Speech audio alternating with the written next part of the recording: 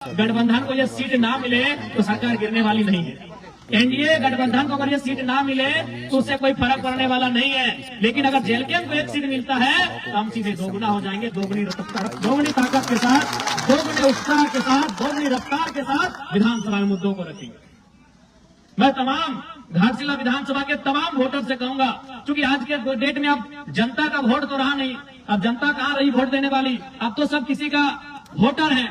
अब पहले चुनाव होता था कि जनता वोट करती थी कि 5 साल में किसी को बदलने की जरूरत करती थी, कोई अगर गलत काम करे तो उसे हराने का काम करती थी। लेकिन अब जनता क्या हो गई कि किसी पार्टी विशेष का वो आइडियोलॉजी में ढल चुकी है कि भाई वो उसके कैंडिडेट, अगर कोई इस पार्टी का कैंडिडेट आ जाए वो अच्छा है बुरा है, उसमें कोई भी रहे, क्योंकि हम देश में देख रहे हैं मोदी जी को, हम तो उसी को दे देंगे वोट, या हम देख रहे हैं हेमंत सोरेन जी को, उनके सिंबल से कोई भी आएगा हम उसको वोट कर देंगे। पहले होता था कि लोग इतना सोचते थे कि भाई 5 साल ये प्रत्याशी हमारे गांव में नहीं आया, जीतने के बाद हमसे नहीं मिला, इसने हमारे मुद्दों को उठाया नहीं, इस बार इसको हराएंगे। लेकिन अब जनता तो ऐसी रही नहीं, वो अच्छा है बुरा है, वो एनडीए से है तो एनडीए का एक वोट है, एनडीए का एक माइंडसेट है कि भाई ये समाज के लोग, मैं किसी समाज का नाम नहीं लेना चाहता हूं क्योंकि मुझे किसी से आपत्ति मैंने, तो एक माइंडसेट बन गया कि फलाना समाज ओबीसी का फलाना वर्ग, जनरल का फलाना वर्ग, ये एनडीए का वोट है, इंडिया माइनॉरिटी ट्राइबल्स ये फलाना वर्ग ये इंडिया का वोट है।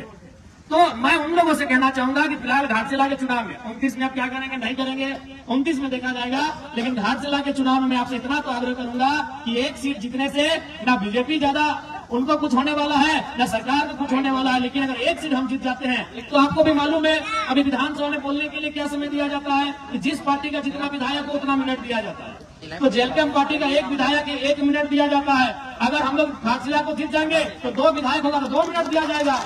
तो 1 मिनट में अगर हम सदन में सार्थकता के साथ जनता के मुद्दों को रख सकते हैं तो 2 मिनट में दुगुना रखा जाएगा, काम दोगुना बढ़ेगा, मुद्दे दोगुने सदन के सामने आएंगे।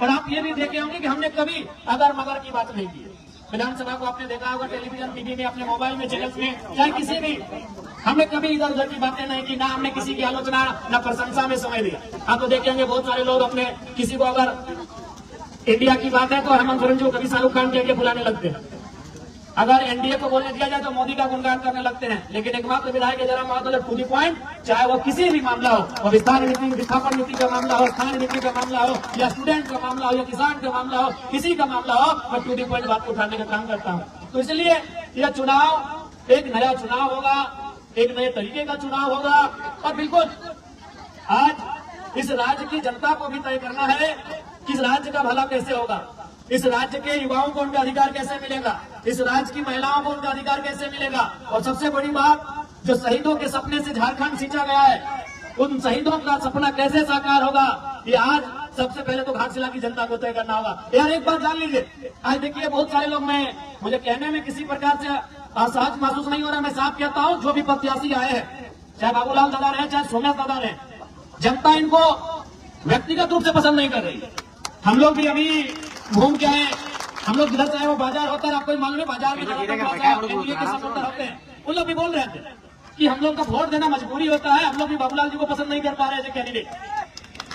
तो मैं जनता से कहना यह चाहता हूं कि अगर आप जब तक मजबूरी में वोट देंगे तो मजबूरी में लोग टिकट भी तो लेंगे।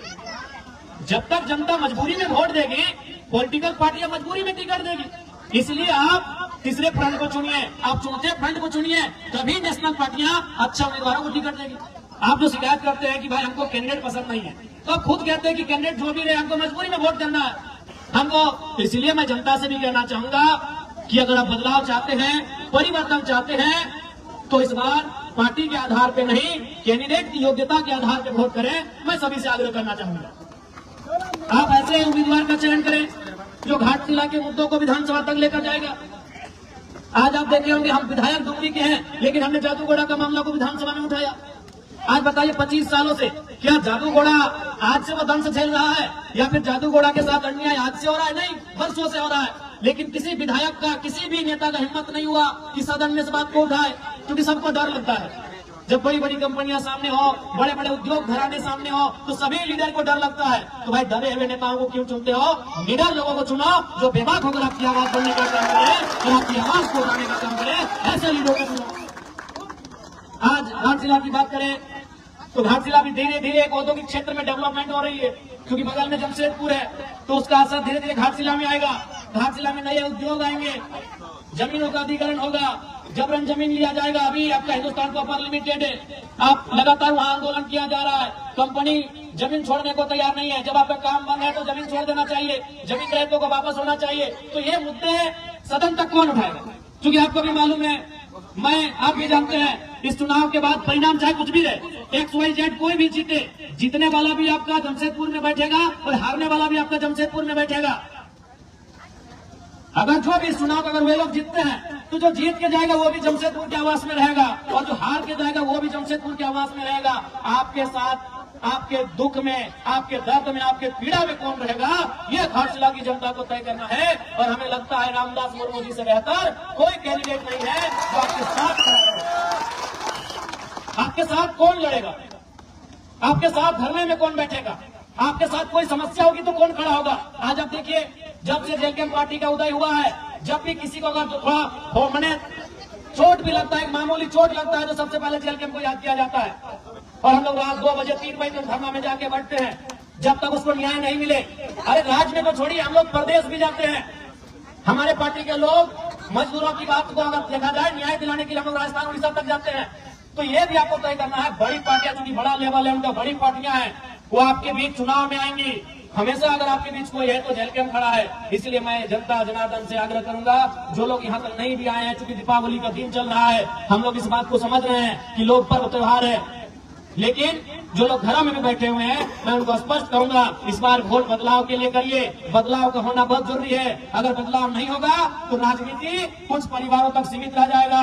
फिर और यहाँ आप सोचिए ना, यही आप सोचिए चंपई चचा, क्योंकि मान के चलिए सौम्या सिंह के पिताजी का देहांत हुआ, तो उस पर हम थोड़ा सा रहने देते हैं। हम चंपई चचा का उदाहरण लेते हैं। चंपई चचा मुख्यमंत्री रह चुके हैं, कई बार मंत्री रह चुके हैं, रहे कि नहीं, लेकिन फिर भी उनको याद है कि बाबूलाल सोरेन को सेट कर दिया। चंपई चचा मुख्यमंत्री रह चुके हैं, मंत्री रह चुके हैं, कई बार विधायक रह चुके हैं, फिर भी उनको बुढ़ापे में चिंता है, जबकि उनके पास अरबों की संपत्ति है।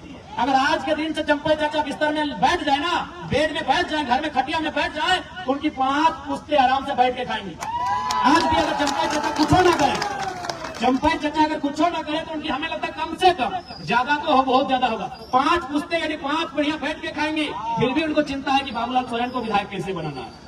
बगल में रघुवर दास जी हैं, मुख्यमंत्री रह चुके हैं, गवर्नर रह चुके हैं, कई बार वो भी मंत्री रह चुके हैं, हमको लगता है 5-6 बार विधानसभा भी जा चुके हैं, विधायक बन चुके हैं। फिर भी उनको चिंता है कि अपनी पुतोहू को टिकट देकर विधायक बना दी, जबकि आपको भी मालूम है 5-10 पीढ़ी बैठ के खाएंगे। लेकिन रघुवर चचा को भी चिंता है कि हमारी पुतोहू विधायक कैसे बने। यही आपके अर्जुन मुंडा जी, हमारे इस राज्य के और एक मुख्यमंत्री, बहुत नामी चेहरे, केंद्र में भी मंत्री रह चुके हैं, उनको भी चिंता है कि अपनी पत्नी को इस बार टिकट दिला दे, कोटकासन की पत्नी लड़ी। तो ये अब जनता को तय करना है कि जो मुख्यमंत्री रहा है उसको अपने बच्चों की चिंता है, उसे अपने बेटे की, पुतोहू की, पत्नी की चिंता है, तो जनता अपने बच्चों की चिंता करती है नहीं करती है, ये आप पे डिपेंड करता है। उनसे सीखिए कम से कम। वो मैं 3 मुख्यमंत्री का आपको नाम गिनाया, आप ही के कोल्हान के, उधर मधुपुरा को छोड़ देते, अभी दूरी है, यही आपके अगल बगल के चंपई चचा, रघु चाचा, मुंडा जी, 3 मुख्यमंत्री। और किनको टिकट दिलाया? एक ने बेटे को जो घाटशिला में उम्मीदवार है, एक ने पत्नी को जो चुनाव हार गई, और एक ने अपनी पुतोहू को जो चुनाव जीत के विधायक बनी है।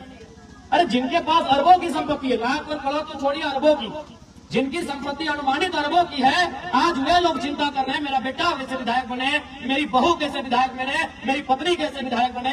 तो आज जनता को भी सोचना होगा कि जनता की आवाज कौन बनेगा, जनता के लिए लड़ेगा कौन, जनता के बच्चों के भविष्य की आवाज कौन बनेगा, उनके शिक्षा, स्वास्थ्य, रोजगार पे बात कौन करेगा, उसके लिए उनको वोट करना है, ये जनता को समझना होगा।